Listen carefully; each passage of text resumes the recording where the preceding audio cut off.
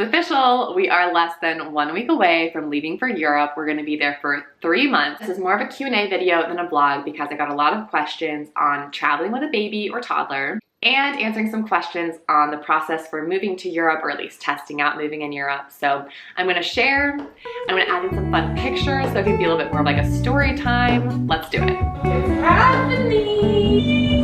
Nico, say hi. Hi. Hi. Okay, so I kept notes. The first question is a combo of two. Why are you looking into moving to another country, and why the Netherlands? So I've loved traveling and moving from a young age. I was 19 when I found a family online who lived in Turkey, and I lived with them for a summer, worked with them, and it was such like an eye-opening experience. And then I did a similar thing in my early 20s with a family in London that I still love to this day. When Clayton and I first got married, we spent Christmas with them, and then our first trip with Nico when he was only 3 months old was to go see them. They live outside of London now, and next weekend we're going to be with them. They are our first stop on the way to Amsterdam. We're going to spend time with them. They're like my second family. I think I've just always loved seeing how people do life in different parts of the world. It's so interesting to me, and it can really challenge how you parent or how you view work, and you learn so much getting outside of the bubble of where you were born. So when Clayton and I got married, that was just like a shared interest. We loved traveling. We always talked about living in Europe together, and we just felt like it was a place that aligned more with our values. So when we lived in New York, one of Clayton's first jobs was actually based in Amsterdam, so he had to go there often for work. And I joined him on one of those trips. It was actually during my birthday, which was really fun. And I was so surprised because on paper, Amsterdam is just not a place that I thought I would be like obsessed with. And then actually being there, immediately my body felt like so at home. And that's the only way I can explain it. Like there's just some places where your body feels at peace. And we both felt that. So we were like, okay, well, one day we're going to live in Amsterdam. And then, you know, a lot of life happens, and we then ended up in this place where it actually is possible. We both are freelance. We both can work from anywhere and on a different time zone. Nico's not in school, so we don't feel bad about moving him yet. We own a house. We can rent it out while we're gone. Like there's just a lot of factors that all clicked into place, and we're like, okay, let's try it out. Okay, so next question. What does the process look like to test out living in Europe versus living there? So this first testing out process isn't too hard because we don't need a visa. You can stay in Amsterdam for up to 90 days without one, so we're good there. We found this apartment online. We're gonna stay in the same one the entire time that we're there. And then we both are freelance, so we can work not just remote, but like on different time zones, which is super helpful. So as far as long-term goes, we're talking to immigration attorneys in both the Netherlands and Portugal, because those are two different places that we're considering. I'd rather just talk to an expert who does this professionally and get like the checklist of what you have to do. So for the Netherlands, because we work remote and we both have our own LLCs, there's a pretty straightforward path for us to be able to just work from there. And then you renew your visa like every 1 to 2 years. In the Netherlands, at 5 years, you're eligible for permanent residency, but you cannot get a passport, like an EU passport, unless you give up your US passport. And I'm not quite sure we'd be down to do that. Versus Portugal, once you hit the 5 years on a visa, you're eligible to apply for citizenship. So then if you got a passport, then you have access to all of Europe, which would be huge, and in my opinion, the best gift I could give my kid. And I am trying to think long term. I want to give us options and my child options. Without getting too into it, the state of our country, the United States right now, is incredibly stressful to me, especially as a parent. And right now, I don't think I could send my kid to school here. Like it's too much anxiety for me, and the value systems just don't align. That's a whole nother story. So giving my child and our family options to be able to look at different places would be incredible. Are only just dipping our toes in to the testing out phase. So I'm happy to share any things we run into when we start looking at long-term options. Okay, the next few questions are baby travel related. So I might have to do that when I'm actually packing his stuff because I want to show you the actual products that we use. But I do want to answer part of this question first. Must-haves when traveling with a baby. I'll show you some items when I'm packing them. But I do want to talk first about mindset because I think that that is the most important part of traveling with a baby. Honestly, just like parenting in general. I just think kids especially pick up so much on your energy. And so the mindset that you go into traveling with just like sets the tone. And I'm not saying that means everything is going to go perfect, but the biggest hack when traveling with a kid is pretending like it is the most fun ever. When we get to the airport, like me and Clayton are already just like pumped. Like we don't have to fake that part. Like I think Nico just knows like mom and dad are pumped, and he also really likes people. So we're around people, he's excited. But everything is just like fun. Like laugh, sing a song. When he does have a blowout on the plane, like look at your partner and be like, oh my God, like I can't believe this is happening. And like add levity to it. And it's easier said than done. I'm not saying that it's gonna be perfect, and I'm not trying to like make it sound like parenting is not challenging. But there is something to be said about being so aware of how your kid just like knows what you're feeling. And honestly, it's kind of amazing to travel with a kid because it forces you to be so positive because you're like realizing how much it affects them. And so it actually, in my situation, like makes my experience even more fun because I'm like in a line about to go through customs. I'm like, oh my God, this is so annoying, but I can't have Nico upset. So I'm gonna like make this fun and tell a joke and sing a song and like try to keep the mood light, and then everyone just has a better time. Yeah, there are some like not nice strangers, but most people are there for you. And a mantra I always just repeat over and over in my head when I start getting anxious while traveling with Nico is, the world is safe and friendly. I am safe. I am at peace with life. Nico, are you watching soccer?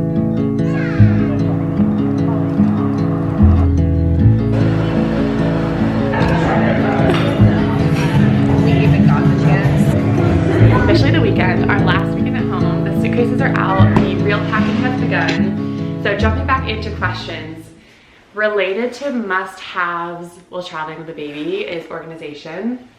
This was key even before I had a kid. I need to pack in pouches. It just keeps everything organized, all these different sizes. This is from a friend, so I'm not exactly sure where it's from. I got it years ago, but I love it. It has these little like labels on it. And I actually used to use this biggest one for all of Nico's stuff when he would be in my suitcase. Our last couple international trips, I just put all of this stuff in here. There's a zipper in the back too. But this is the first trip where Nico is gonna have his own suitcase. And for carry-on bag, I have like my baby pouch. This is what I've always done, where in here, I'm gonna put things like diapers, wipes.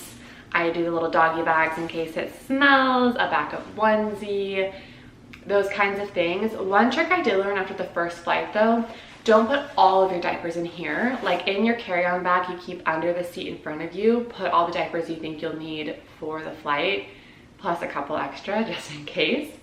In here, only have like 2 diapers because this is what you take to like change them somewhere, and then you can always refill it. But like if this is too overpacked, it's just like really stressful. So that is a tip I've learned. I like this one because it has little pockets inside here and stuff, so you can keep like Tubby Todd or something if you need it, but also just like pack less than you think you need. Always have very easily accessible antibacterial wipes. Like have them in a front pocket on your carry-on bag, so before you even sit down on the airplane seat, you can wipe everything down. I'm sure they probably do that, but I'm just gonna be extra safe and wipe like the seat belts because that's probably gonna end up in their mouth, the changing tables, but don't put it in a place where you have to dig for it. Like keep it front and center. I'd also say a good carrier. I love my Art of Poppy. We all know this guy. I didn't have this for the first trip though. I had the Solly wrap because Nico was only 3 months old, and that was super comfortable, and like I could sit down on the plane, and he slept like so long on that flight to London. But then when we went to Paris, I think he was 7 months old, and so I wanted like a little bit more structure because I knew I'd be carrying him around quite a bit. So the Art of Poppy is an investment, but it's really good because it's structured but also soft. So I could like have him in it on the plane, but it was structured enough I could walk around for a while. Okay, so a couple things on carriers. Because it's, you know, once you get your baby like in the carrier and asleep, you do not want to have to take them out. So be prepared. One, when you are going through security, do not put them in the carrier yet because they will make you take them out. So just like try to keep them in the stroller or holding them. Don't get them all cozy because that's going to be really annoying to have to get them out for security. Once you go through security, go ahead and get baby like in the carrier. I'll walk around and maybe even try to get him to go to sleep then if the timing works out, because most flights I have been able to keep him in the carrier for takeoff. There's only been one where the flight attendant made me have him out of the carrier and holding him. I don't really know why they think that that's safer. I think he'd be safer in the carrier, but there's just something about like takeoff and landing where sometimes they do want you to hold them. But 90% of the time I've been okay keeping him in the carrier. Okay, another hack, once they're a little bit older, this was not helpful for like at 3 months, but for the flight to Paris, a new toy that they've never seen before. It's so cute. When we first gave this to him, it was on the way to Paris and he was so excited, and they'll just be entertained for longer because they've never seen this toy before. I love this one. I'll actually probably link this in the video description. It's like a Montessori toy, but there's like so many cute little like buttons and stuff to keep them entertained. He still actually loves this toy, but I'll probably have something new for him on this flight. And this is also a recent development since he's gotten older. This is the Yodo Mini. You've probably seen like the normal size Yodo, which is like next to kids' beds and it's bigger. But this is their travel size, and there's little cards you put in here with like different songs and stories. Nico is obsessed with this thing because you can kind of operate it a little bit on your own, like turning the dials and like these little pictures show up. So I swear, like even at home, this is the thing that entertains him the most. And we got little headphones, so we can like put them in here and he can listen with headphones. And I love it because it's just like no screen and he can listen to his stories and stuff. And then even in the car where he doesn't have to have headphones, like this entertains him so much in the car. Also, we probably will download a bunch of like Miss Rachel episodes. We love Miss Rachel in this household. Nico talks so much because of her. And he will even be entertained by Miss Rachel with no sound. So he doesn't even have to wear headphones. Like we'll just prop it up on the tray, no sound, and he'll just watch her. And sometimes you just need that. Like you're flying, it makes him happy. It allows us to like have a drink and chill. Actually, I think we did this on the way home from Paris, and literally Clayton and I just like looked at each other. Nico was chilling, we're like having a cocktail, and I'm like, this feels like too good to be true. That trip home actually reminds me, when you are checking in for your flight, you can always ask them if there are open seats on the flight, and most of the time, at least Delta does this for us, if they have an open row, they will move us to that, and it is game changing because if you have some empty seats, we have like put the like arms up, we lay some blankets down, and like Nico will lay completely flat. I even one time laid completely flat with him. It was a dream game changer because right now we are not paying for a seat for Nico. We just pay for like 2 seats and then Nico is on us. So it doesn't always happen. Usually the flight to Europe, there are no seats available, but every time we've flown back, we've been able to get a row to ourselves, and it has just made the experience so much nicer. What else do you need? So I think that's everything. I'm mainly thinking like, okay, what's in the carry-on bag under the seat in front of you for baby?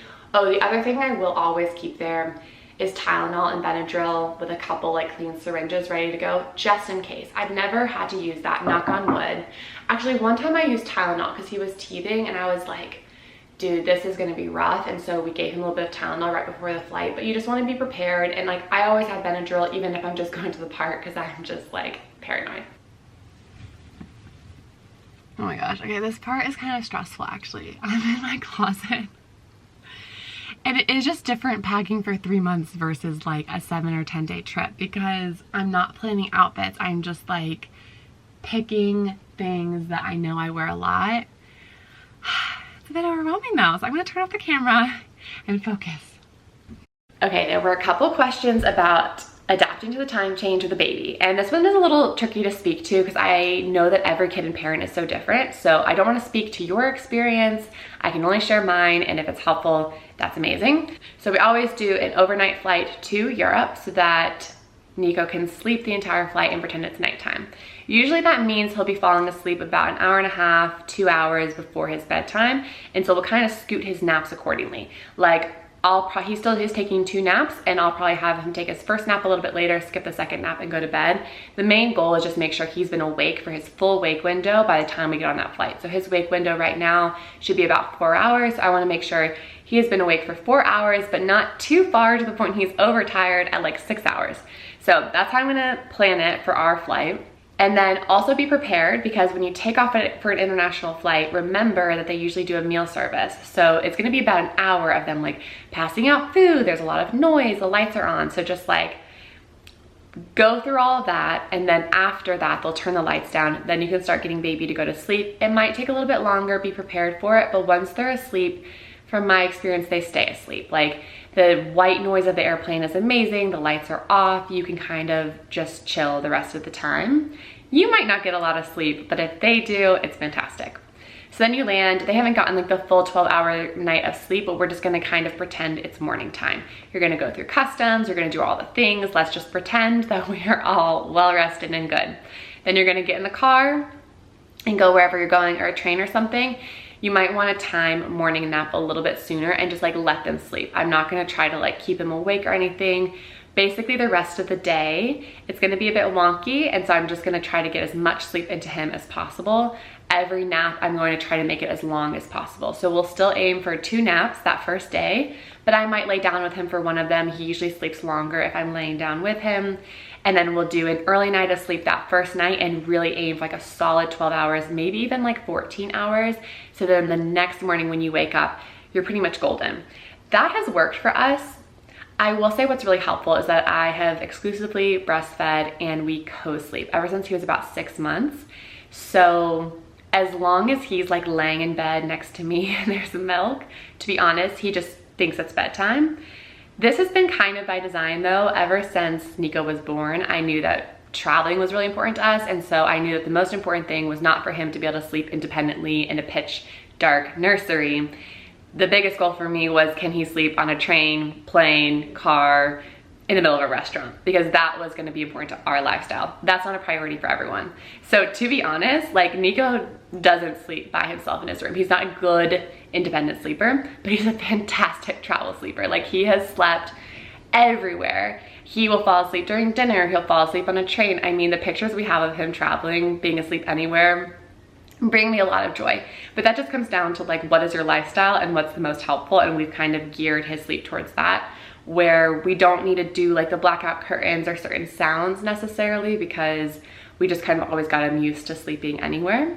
I will say that we weren't co-sleeping until he was about 6 or 7 months old. So we did it in France, but our first trip to London, we were still using the snoo. We loved the snoo for the first like 4 months. And so we found a rental service in London where we could rent the snoo, and it was already at our hotel. So that's just good to know. If you have certain things at home that you really love, you can always look it up and see if you can just rent it instead of having to like pack something. And then for the rest of the trip, we just follow wake windows. That's how we do it at home too. His naps aren't always like at the same time of day. It just depends on like when did he wake up, and then we calculate based on his age how many hours he should be awake. So there's lots of like charts online about that. I've always followed that kind of rule of thumb at his age now, and just based on his personality and temperament, about 3.5, 4 hours, I know he's ready to sleep. If I go past that, he's gonna get overtired, and if I do before that, he's just not ready. And so when we're traveling, I'll keep that same rule of thumb. I might shorten the wake windows a little bit if he's seeming tired, just so I can like fit some more sleep in. But if you just based on wake windows instead of like, okay, it's like 9 o'clock at home and this is when he's usually, just don't even think about home. At least I can't do that. Like I don't want to think about how it's 1 a.m. back home, but we're trying to pretend like it's 7 a.m. Like that's too stressful. Okay, we're gonna give the people what they really want. So many questions about the car seat and stroller situation while traveling. And note, I know that we are not doing this potentially like the most efficiently. We don't like do like the Duna car seat that pops up into a stroller for a couple of reasons. If it works for you, that's great. We are very tall people, so it feels kind of puny. And we're also minimalist. I already have a stroller and car seat. I don't really want to buy anything else. And it's just like more durable. So we have the Uppa Baby Vista thing, but I think this situation works for many people. I brought in Clayton because he is the one usually breaking down the car seat and stroller at security and at the gate while I hold Nico. Okay, so our first trip when we took Nico to London, we only took this car seat, base, and stroller. We wanted the base because we were driving a ton. But then when we went to Paris, we just brought the car seat without the base, because you can actually strap it into a car with just a seat belt. I think one of the reasons I like going without the base is in cities where you know you're going to be walking a lot more and not being in the car, versus if you know you're going to be driving a lot wherever you're going, it's nice to bring the base because it's obviously extra like layer of safety. So when we went to Paris, we were crazy and we brought both the car seat and the stroller and the stroller seat to the gate and checked both the car seat and the stroller into this travel bag and then just folded down the stroller base. I think for infants and like in the first few months, it's probably totally fine just to bring the car seat, but like as they get older and they want to stretch their legs more, you're still going to have them in the stroller a lot. That's why we brought that piece, just because it... Nico is watching Miss Rachel while we pack, so thank you, Miss Rachel, for babysitting. So now this trip, what are we doing? So this trip we're doing two things. First, we're gonna bring the car seat and the base because we're gonna be driving a lot in the UK. We want to bring the base. We're going to check that at the beginning of the flight and put it in this bag. And we actually have another bag that's not here right now, but put this stroller seat on, the stroller, because we have a connecting flight. We want to be able to roam around easily and not have to carry it the whole time. This is going to get gate checked. So we have 2 different flights we have to take to get to England. We're going to go to the gate agent and say that we have 2 pieces of luggage. This piece is coming off. It's going in that other bag, the second one that we have. And then the stroller is going to get folded up. And this technically counts as 2 pieces of luggage. It's free to check. They're not going to charge you for it, depending on the airline. Delta is free for this, but this is going to be going in the bag. That's going to be 1 piece of luggage. This is going to get folded. You have to collect it at the jet bridge too, so don't think that you're going to go get it at baggage claim. It is really nice though to be able to pick it up on the jet bridge, like when you first step off the plane, because you do want to just use the stroller and the seat. Beep, beep. Good job, Nico. You do want to be able to use it in the airport, or at least we did. So that is why we just checked it. And then you don't have to worry about it getting lost either, because I think I was always worried about that with international flights. That makes sense. I think so. I can link the travel bag that we use. It's just this like giant bag that has worked well. You don't have to put the seat in a bag when you check it like right before you get on the plane. But I did if it has like upholstery or something, because I just think it's kind of gross to be underneath the plane.